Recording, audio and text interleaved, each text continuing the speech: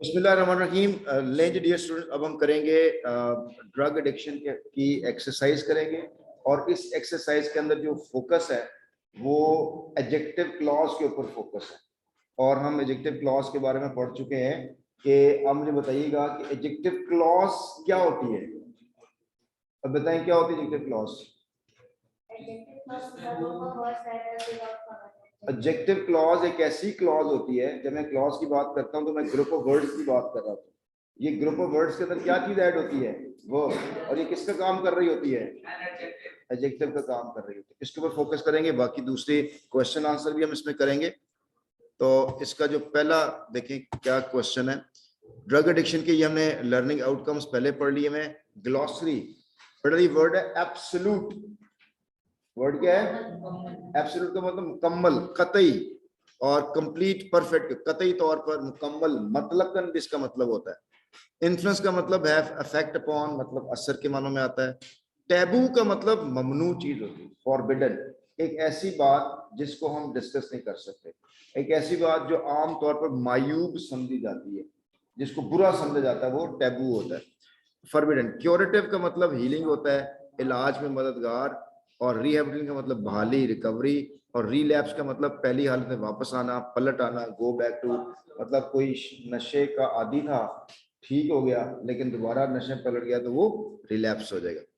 लेकिन comprehension question है, what are the causes of drug addiction. कौन सी चीजें ड्रग एडिक्शन का बायस बनती हैं, कौन सी चीजें ड्रग एडिक्शन का बायस बनती हैं। आप लोग इस वीडियो को सुन रहे हैं, साथ साथ कोई और भी काम करी जा रहे हैं, तो बेटा ना इस वीडियो की समझ लगी है, जो काम कर रहे हैं वो भी नहीं समझ लग रहा। Live in the moment in which you are, जिस मोमेंट में है वही काम करें, सारे काम छोड़ दें, खालिस होके काम किया करें। अब जानते हैं खालिस होके काम करने को कहते हैं, मुखलिस आदमी एक वक्त में एक ही काम करता है, कोई दूसरा काम नहीं कर रहा होता, वो मुनाफिक नहीं होता, वो जो नजर आ रहा होता वही होता। तो इसलिए आपको जिस लम्हे में कुछ चीज बैठे होते हैं, सिर्फ अगर इंग्लिश क्लास है सिर्फ इंग्लिश पढ़ा करें, और कोई काम दूसरी साथ किताब खोल के ना पढ़ा करें, नहीं समझ लग रही होती चीज। जब जिसका जो काम होता है वही काम करना चाहिए आपको, तो इस पे फोकस करें, इतनी फोकस करें कि चीजें खुद ब खुद याद हो जाती है। What are the causes of drug, drug addiction के क्या क्या कॉजेज हैं, वजूहात कौन सी हैं, ठीक है। तो उसमें ये है कि जेनेटिक फैक्टर्स होते हैं, genetic factors, home conditions, psychological issues, social circumstances and the company of bad fellows cause drug addiction. ये हमने पहले चैप्टर के अंदर पढ़ा था कि वो घर के घरेलू हालात की वजह से होता है, और दूसरा ये है कि वो एडवेंचर के नाम पर भी होता है, और कुछ जेनेटिक फैक्टर्स होते हैं, होम कंडीशंस होती हैं, वगैरह वगैरह। नंबर 2 क्वेश्चन है, what are the effects of drug addiction. अब इसके असरात क्या होते हैं, कोई ड्रग एडिक्शन हो गया तो उसके असरात क्या होते हैं। तो long term use of drug causes permanent mental and physical sickness. सबसे पहले क्या होता है कि permanent mental and physical sickness हो जाती है, जिस्मानी तौर पे और ज़हनी तौर पे। The more dangerous a substance is used the riskier it becomes. जितना ज्यादा वो जो नशे की में जो मवाद यूज किया जाता है, जितना डेंजरस होता है, जितना ज्यादा होता है, उतने खतरे का बायस बनता है। It's continuous use causes total dependence of the drugs. और जब उसको यूज कर रहे होते हैं तो फिर आप इसको मुकम्मल इंसार करने होते हैं। जब तक आपको ड्रग मिलती नहीं है उस वक्त तक आप जो है ना वो सांस भी नहीं आती है, इतना ज्यादा खतरनाक हो जाती है चीज। नेक्स्ट क्वेश्चन है बेटा, question number 3, what important role do the rehabilitation centers play to control drug addiction। कौन कौन सी चीजें आप इस्तेमाल कर सकते हैं। तो rehabilitation centers play a vital role in curing the drug addicts. They keep an eye on the victims and guide them properly. Drug abusers therefore must be taken to proper and certified rehabilitation centers where proper treatment and cure is available for them. ठीक है जी। इसके बाद number 4 है, what is the role of counselling in preventing drug addiction. Drug addiction में role क्या है इसका, counselling का रोल क्या है। तो the factor that contributes in rehabilitation of the drug victim is proper counselling. The sooner it is done, the better it is for the victim.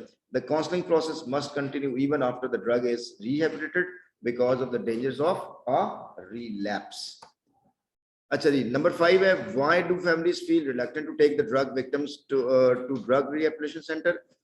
तो families feel reluctant to take the drug victims to rehabilitation centres for fear of being declared an outcast. क्यों नहीं उसको rehabilitation centre लेके जाते नशे के आदमी को, इसलिए कि वो समझते हैं कि ये टैबू है, कि वो कहेंगे हमारे घर के अंदर एक नशई है, उसको रिहैबिलिटेशन सेंटर लेके जा रहे हैं, तो उसके जात बरादरी वाले, घर वाले, मोहल्ले वाले उसको मोहल्ले से निकाल सकते हैं कि यार इसको निकालो, तो ये बड़े खतरनाक लोग हैं, इसलिए वो बताते ही नहीं किसी को, और बेचारा मरीज अंदर ही अंदर जो है मर जाता है। So what are the responsibilities of the families to ensure complete recovery of the drug addicts? So the main responsibilities of doctors, यहाँ पे जब हम सेंटेंस का आगाज करते हैं बच्चों, जब सेंटेंस का आगाज किया जाता है तो उसका पहला लेटर हमेशा बताएं क्या होता है, कैपिटल होता है। तो यहाँ पर द जो है ना वो स्मॉल लिखा हुआ है, तो उसको मैं कैपिटल कर रहा हूँ। The main responsibilities of doctors, family and friends are that, the main responsibilities of doctor, family and friends are that they must continue to watch the victim critically and keep counseling for better motivation and adjustment. वो खानदान वाले, दोस्त, doctor मुसलसल उसके ऊपर कड़ी नजर रखें कि इसका रवैया बेहतर हो रहा है कि नहीं हो रहा। लो दी वोकैबुलरी है, write the contextual and dictionary meaning of the following words. बेटा कॉन्टेक्स्ट का मीनिंग होता है सेंटेंस के अंदर एक वर्ड यूज होता है। मैं आपको एग्जांपल देता हूँ पीयर की, PER पीयर एक वर्ड है। एक उस पीयर का मतलब दोस्त भी होता है, पीयर का मतलब झांकना भी होता है। अब मैं कहता हूँ he peered in the class, इसका मतलब ये तो नहीं है कि वो दोस्त है, he was sitting with his peer, अपने दोस्त।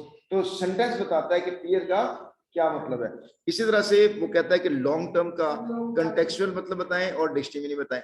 तो इसका डिक्शनरी मतलब है रिलेटिंग टू लॉन्ग टाइम, जिसमें टाइम इन्वॉल्व होता है ज्यादा, तो वो लॉन्ग टाइम है। और इसका जो कंटेक्चुअल मीनिंग ड्यूरेबल है, मुस्तकिल, अच्छा, जो है काफी देर, ड्यूरेबल, ये बेसिक लिखते हैं साथ साथ आप। डिपेंडेंस का मतलब ट्रस्ट और कॉन्फिडेंस होता है, और इसका डिक्शनरी मीनिंग जो है state of relying on someone और समथिंग है, मतलब किसी के ऊपर मुकम्मल एतमाद करना, भरोसा करना, उसको डिपेंडेंस कहते हैं।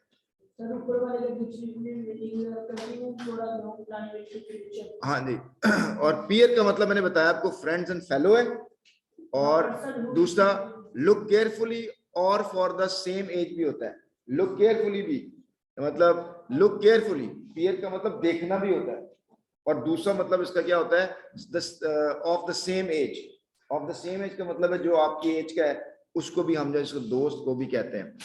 आउटकास्ट का मतलब जो है वो एक्सक्लूड करना, एग्जाइल करना, निकाल देना, और rejected by the society, society किसी को रिजेक्ट कर दे कि यार ये हमारे साथ नहीं रह सकता, उसको हम आउटकास्ट कहते हैं। और रैपिड का मतलब क्विक होता है, और इसका दूसरा meaning happening at a short time.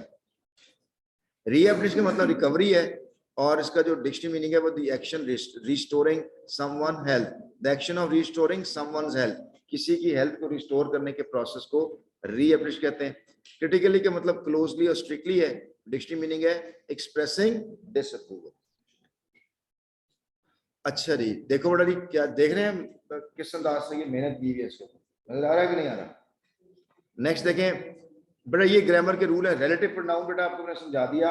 Relative pronoun कितने हैं? हु, विच, दैट, हुज, 5 है बेटा। जहां कहीं आ रहे होंगे इसका मतलब है कि हम किसी एडजेक्टिव की बात कर रहे हैं। और एग्जांपल इसकी बेटा डायरेक्ट एक्सरसाइज भी करते हैं। There are the colour pencils dash I want to buy. मुझे बताओ एक मिनट बेटा, I want to buy clause है कि नहीं है? I want to buy clause है। उससे पहले बताएं बेटा जी विच आई लगा दें इसको, तो विच आई वांट टू बाय इसको रिलेटिव क्लॉज बना देगा। और विच से पहले देखो कलर पेंसिल का जिक्र किया हुआ, तो रिलेटिव प्रोनाउन से पहले भी नाउन आता है और बाद में क्लॉज आता है, तो विच आ जाएगा। Number I know the women, बताओ बेटा जी वुमेन चीज है, जानवर है या इंसान है?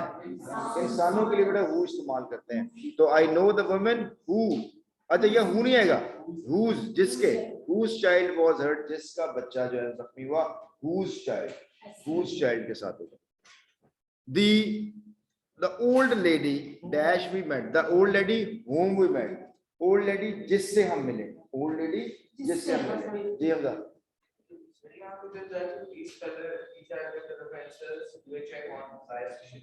हाँ अरे क्या किया था उसको? पेंसिल्स विच ही आएगा ना, ठीक है ना। यहाँ पे दैट भी लगाया जा सकता है। These are the colour pencils that I want to buy, कुछ लोग लगाते हैं, लेकिन असल में उसने कलर पेंसिल्स को वाजे कर दिया, ये कलर पेंसिल मुझे चाहिए, इसलिए उसने विच लगा दिया। तो आई नो द वुमेन, मुझे उस औरत का पता है जिसका, तो जिसके लिए आता है हुज। द ओल्ड लेडी हुम, जिसे, और this is the girl who stood first in the class, who जो के, और Shazia likes the candies that her father brought her. अब बेटा देखो, yes who with that सारे के सारे आए हुए हैं, इन सब के आगे बेटा जी क्लॉज लगी हुई है, इन सारी क्लॉजेस का नाम क्या होगा, adjective clause. Use the form pronoun in sentence. Who के लिए, the boy who played well won the trophy, the goat which was lost found today, और the book that I placed here is not found, your friend whom you helped has won, or the boy whose father is a lawyer died yesterday. Larry, underline adjective clause in the following sentence, also encircle the relative pronoun. बेटा देखते ही बता देंगे कौन adjective clause है. नजर आ रहा है आपको? He tells a tale. क्या लगा हुआ है? That. तो that sounds untrue, ये आपकी adjective clause होगी. That sounds untrue. दूसरा देखें, people who eat too much, who eat too much. तो who eat too much तक बेटा ये आपका सारे के साथ आएगा. Who eat too much. Die early नहीं है इसमें, die early इसमें शामिल नहीं होगा, सिर्फ ये होगा who eat too much. Who eat too much. ये दो क्लॉजेज है, मतलब कौन कौन सी दो क्लॉजेज निकाले जरा, दो क्लॉज अलग करें जरा. People die early, people die early एक क्लॉज. दूसरी who eat too much, तो इसका मतलब जो लोग ज्यादा खाते हैं वो जल्दी मर जाते हैं. I met the woman, आगे क्या आएगा, whose son helped me, और he is the man whom we all respect. तो whom वाला adjective clause है, और यहाँ पे I have an urgent piece of work which I must, तो which I के साथ होगा.